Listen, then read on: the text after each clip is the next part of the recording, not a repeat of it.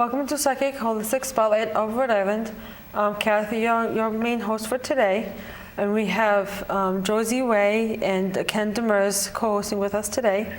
And our guest today she does a little bit of different work than most of our guests do. She does a lot of energy healing and some shaman work. But for this half hour, we're going to talk more about the healing modalities that she does and what she offers and how she offers it. I think she's been doing it for quite a while now. She does quite a few things though, so it's one of those things that happens. The longer we do this work, the more we do. Her name is Shelly Maguire. So I'd just like to get into what she does, how she does it though. So you do some Reiki work, and what else do you do? I'm a Reiki master. That's really where it all started. Okay. And from there, I just kept searching out different modalities of healing and through the process of healing myself. Okay. And so that led to becoming a QHHT practitioner, quantum healing hypnosis. A what practitioner? QHHT is... Translate that to something that means something to something. It's quantum healing hypnosis technique by Dolores Cannon. And so I became a practitioner, and that led me to becoming a breath practitioner. So I do somatic release breath work, very, very powerful modality. Yes. And I then became a shamanic medicine woman. I study with the Caddo people through one of my teachers. What's the Caddo people? Through the Caddo of the South America, Peru, in the high Andes, and became a shamanic medicine woman, learning their energy modalities, and so. Right. So when did you? I actually had a session of QHHT. Really? Yeah, it was quite interesting. Yes. How you're not in between with it's like a hypnosis session. Actually, I understand that's what it is though. Yes. So it's been a while now, so I don't remember a lot of the details of it. So can you just guide us through the process of a session? Absolutely. So you're usually called to it somehow, some way. It appears in your life, people are drawn to it, and they come with questions, about 10 questions that they want answered in their life. Any parts of their life. Usually it has to do with purpose and their next steps, or revolving around a trauma in their life. And we go through guided imagery to get you in the subnomnistic state of trance, and then we drop down into some past lives. Okay.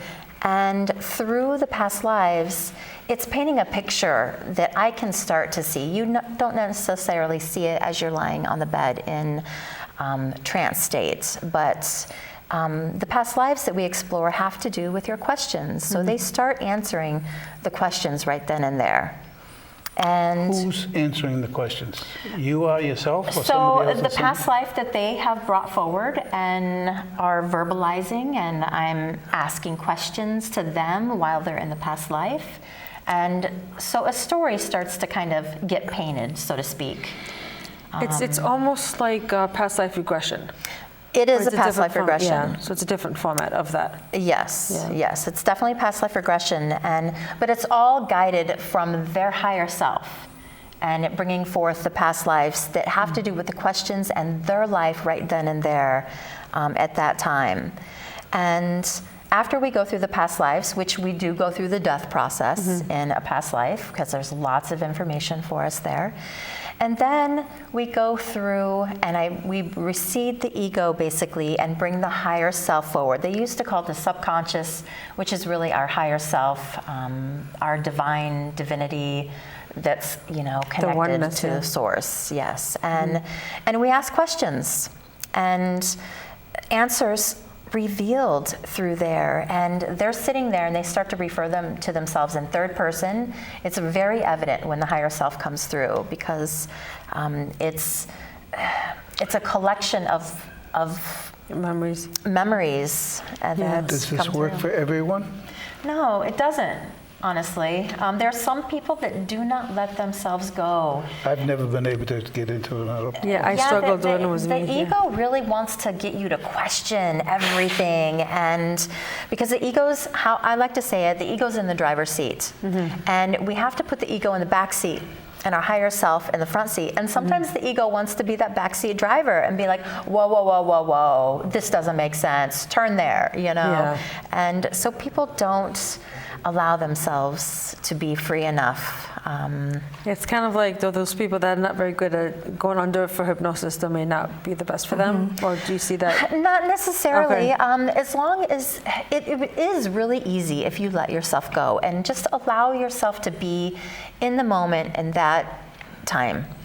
But if you can be guided in creative imagery, you know, usually it's a go. Okay. But people that have control issues generally don't go well. I don't know. He's a Capricorn. Opinionated one at that. But it has wonderful results and provides next steps, purpose, resolves questions, how's, what, why's, who's, and Kind of fills in the blanks, though. it does. Yeah. It Doesn't really it? does. I don't know about me, but doesn't it open a door where the people want to find out more and more? Absolutely. And if you tap in well, you can explore the whole cosmos and everything out there. You know, Dolores Cannon would explore ETs and extraterrestrial life. She would explore Jesus and those times. If you tap in well, the sky is the limit to what you can explore. I've done it all. How far back do they go, these wives that they choose to bring forward? It just depends On what what- life for them is beneficial for what's happening in their current life. Right. So So it the can ones go that back. have a significance to now, they choose to have, or it chooses At to the time come of the forward. session, yeah. Yeah, some people are ETs in their past life. Some people go back to Atlantis. Some people, you know, are during the Native American era. It is really varied.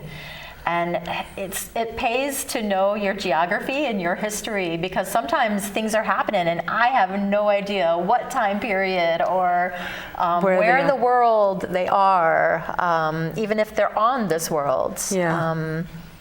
So it's very interesting what's pulled forward. So some past life trauma can be healed as well, too, through one of these? Absolutely. Healing, spontaneous healings, including medical healings, Okay. can happen. Okay. And because sometimes things are brought forth from past lives. Some people, you know, they have a weird cluster headache all their life, and it's revealed in the session that they died in an axe in the head in that same area. So we do go through and ask the higher self to go through a healing, and sometimes as needed, yeah. Yeah. As you become aware of it, you deal with it. Yes, Basically. yes. And I probe through questions, and I probe even more How with long's the a answers session? that come out. It generally is about 4 hours long. 4 hours. Yes. That's got to be a record for here. Usually everybody's They like have to take an a while. hour, an hour and a half, Yeah. 90 minutes. You know, I don't see how they can be done so quickly because. Well, different healing modalities is what he's referring to. Oh, okay, yes, Yeah, yes, that's yes. what No, he's referring it to. is pretty complex, and you want to get to know them and have an opportunity for them to tell a little bit about themselves before you go into session. Sometimes they are telling me things they've never told anybody else in their life during the interview process before the regression. It doesn't seem like though it takes 4 hours though when you're in that session as the person guiding them or the person that's receiving Yes. the session. It doesn't seem like it is even that long. It goes by. Because for me, I very swore it was fast. an hour when I had it. During how much of that time frame are they into what I would call an altered state? So we limit that to about 2 hours. We don't really want to take them past the 2 hour mark. So I give a little time to get them in that process. So I start to take them through guided meditation with a lot of visuals, and then I let them take the visuals. Now, while we're on the subject of them going into that state, tell, if we have somebody watching this, tell them how to find you. So you can give me a call. My number is 970-409-0481, or you can send me an email, 12thdimension@gmail.com. No, it's 12th dimension, 12th dimension 777@gmail.com. Okay. Now say that phone number again, slowly. You got it. 970, it's my old Colorado number, 970-409-0481. We'll do that later, so get a pencil and paper if you want. We'll get it at the end, because I can't remember that stuff. Now, with long sessions, a lot happens. Do you record them?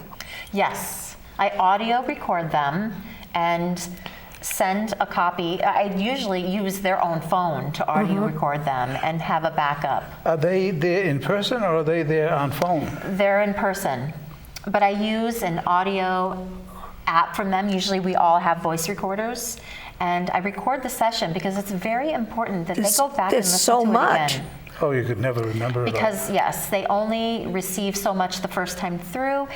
Pieces start to fall together in the puzzle, and then when you go back and review the recording, more pieces will fall together for you. Yeah. So what other modalities do you offer? I offer somatic breath release and very powerful Now, breathwork what is modality. that? What is that specifically?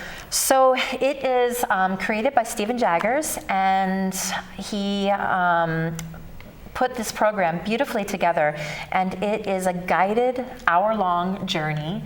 And the first half of it is you're basically over-oxygenating, hyperventilating, and you're working hard. You're clearing out densified traumas in your body. Sounds almost like a rebirthing.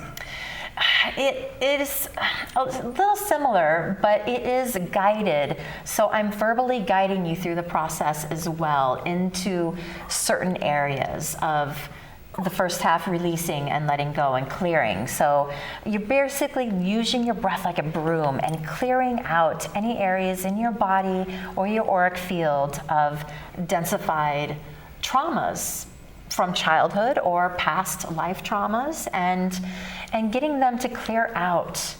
And every 8 or 10 minutes we do breath holds, and that's What's that? a breath hold What where is so the first half it's like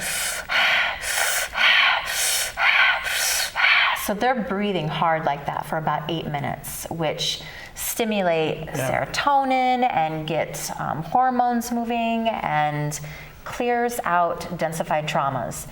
And during the breath hold, you have this clarity of around your things that you're clearing out. And the clarity during these moments are so profound.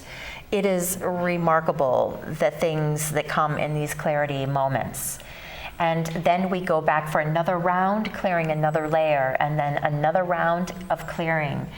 And it's supported by music in the background that amplify the experience. So we're talking about like trauma, past life stuff, current stuff. So that we're clearing? yeah, it's, past life stuff can come up, but it's really geared for this life and relieving stress and traumas that have happened to us. And usually they're repressed and not allowing somebody to move forward in their life and where they're stuck and, be that self-worth issues or... Relationships. People have traumas in past lives of somebody. Do they come forward to somebody that they're with now? I'm a believer in that, absolutely. I believe that we have soul groups we travel with and we work with. And we and kind of solve the problems that were existing? That's the idea, hopefully. Okay. That's the goal. Yeah. But our free will allows us not to, learn the lessons. They really have strong feelings against somebody, and they hold on to them. Yeah. Yeah, because you are now in the karmic wheel. So Get dizzy. That's what the dizziness is. So I believe you hold retreats? Probably true, too. yes, right now our organization is doing one-day retreats. We Okay. haven't released our winter dates yet. We're still Work on that. solidifying the destinations for them. Okay. But yeah, it's a whole day of reset and healing, and to be part of a community of like-minded people. And How many people in a group? so far we've had 15 to 20 people at our Which is retreats. good to work with, yeah. Okay. Yeah, it's definitely a manageable group. And So what happens in a typical day? a typical day, we start off with a cacao ceremony. Okay. We move into some sort of movement, whether that be Tai Chi and yoga. We move in from there to sound immersion. I'm a sound healer as Okay. well. And usually those are with guided meditation. And from there, we usually break to lunch. And we have another sound immersion in the end. We do Tai Chi, we end with a fire ceremony, and then we kind of rotate a few other things Okay. in the middle of these events. But Okay, so they're not always the same, yeah. so cacao, sound, yoga, So fire what's ceremony. the cacao? Cacao is a South American plant, Okay. and it's what we get our chocolate from. Okay. Yeah, I wasn't sure if that was the same thing or not. Okay. Yep. All right. Yep. So what sound emotions do you offer, the sound therapy that you offer during these? So during these is the co-host, my partners, we all are sound healers, and we all have our stations, and nothing is rehearsed. We let spirit move through us, and whether that be a sound, instrument, or our voice, and we just start playing and So what and do you move. play? I have crystal bowls, I have bronze bowls, I have whistles, bells, gongs. I have. So you've been doing that a I while use my then? voice a lot, and So you're a singer? Now, you say my partner. Is that a romantic partner? no, business partner. How many? How many are helping you do this ceremony? That's kind of what I was trying to lead up to. I have two partners, Shelly and Fred Merkel, and we do. We had Fred recently, yeah. Yeah. And yeah, so we do these events, and they've been very effective, and building community and healing, and Yeah, nothing like, building that network. yes. Now you have a huge selection of things to use, healing modalities. Your two partners, are they the same way? Yeah, I mean, absolutely. They allow spirit to flow through them and move to whatever instrument they're called to, move to whatever voice comes out of you. And the voices that Like come a out. channeling, or? Yes, absolutely. For me, anyways, yes. Light language will come out as well. Okay, what is white language? We got to teach people these things. And Yes. Light language is basically, you could refer to it as a spoken tongue. It comes from our ancestors in. Okay, you're talking about tongues now. Same So, thing. Languages. so that's how people Okay. can kind of refer to it. Okay. It's not a language that is spoken on Earth. Some may resemble used different to be. languages here. Yes, it could have, or it could have been from a different planet as well. Well, it came from, I think this, I can't remember now, some kind of German. No, that wasn't German. It was Like Lumerian before or the Hebrew. It was like an ancient Hebrew type thing, probably. Sumerian. Aramaic? No, not that's what I was Aramaic, thinking right? was Sumerian. Sumerian. Yeah, it could have been. But there's Lumerian. There's so I'm thinking many. more Lemurian. But it's kind of interesting stuff. Yeah. And with the light language, it basically speaks to directly to the soul. So we don't need to understand what they're saying because our soul is understanding what the meaning is. And a lot of times light language will help unlock our DNA to uncoil and unlock that supposedly 94% junk DNA, that we have, which isn't junk at all. It's unlocking codes in our DNA to help us, humanity, evolve into the next species that we're evolving into, which is happening right now. I don't know if it's evolve or remembrance. Well, remembrance it's both. It's both. Right now, remembering who we are.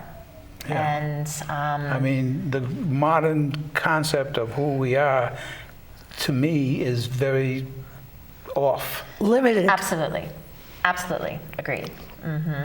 But we are evolving from a Homo sapien to a Homo luminous, where we are entering into the phase where we're incorporating our light bodies into our DNA and becoming more light bodies than matter. Yeah, it's We're clear walking- auras, just things like that, because we teach that in Monarchy Rites. Yes, So, I'm a which are- Monarchy practitioner. I am as well. Oh, Yeah, I am as well. Yeah, that's how I knew that term. Like, I love it. Yeah, because I remember talking about it once. I was like, I know that word. So, Now, yeah, you that, yeah. very subtly, very literally talked about ETs. Do they come in often, or? So different, like Pleiadians, Lemurians. Yeah, the aliens, yeah. Definitely like to come through. That's where my biggest pull feels to, those areas. But other stuff sometimes comes through in just when I'm in sound healing through a voice. And it's just a sound that I don't know where it comes from, but I just feel it coming up. And wells up. Yes, and sometimes I'm just like, no, I don't want to, because it, like my ego wants to get involved and like, oh, that sounds like maybe too dark or, unworldly like, and finally I'll just be like, no, just let it out because it wants to come out. And just doing that right there, I just feel a big release. Yeah, I did too. Yeah. And what do people think of that when that happens? Sometimes they don't say anything about it, which I'm always surprised. I'm like, wow, nobody said anything. The other day in my sound bath, I had this deep roar that came out and almost sounded like this very dark puking episode, if you will. Like, that's kind of how it felt. A retching. Yes, it was a retch that was prolonged. Nobody said anything about it. So I figure at the time during the sound bath of funny in its healing, own way. they are very not in this time-space reality. And they may not absolutely even hit their physical ears. And nobody said anything about that. And I'm like, wow, how could you miss that? Because they're not even really physically there at the time. Maybe they just don't know what to say. Possibly. But sometimes they do ask about the light language. And, but I have been told by people that the voice that comes out, and I'm not even going to claim it as mine, because the voice that comes out has moved stuff in them more than any other healing modalities. The voice that's not part of you has a profound effect on other people. Yes, that channels out, that comes out, have moved more things in them than any other healing modality that they've ever Something experienced. that they had a trauma with, or blockage. I didn't really go into the details at the time, but how it just is very moving for them. So. Yeah. Me? Okay, so we're almost at the end of the show. If someone needs to get hold of you, how can they get a hold of you? If they have any questions. So the best way is to call me direct at 409-0481. And my email is 12thdimension777@gmail.com. And it's 12th dimension 777. And it's the number 7. Yes. Can they text you on that number though too? Or They is it can just- text okay. me. Yes. Okay. Yes. Yep. That goes straight to a cell phone. Okay. All right. So how long? Like so.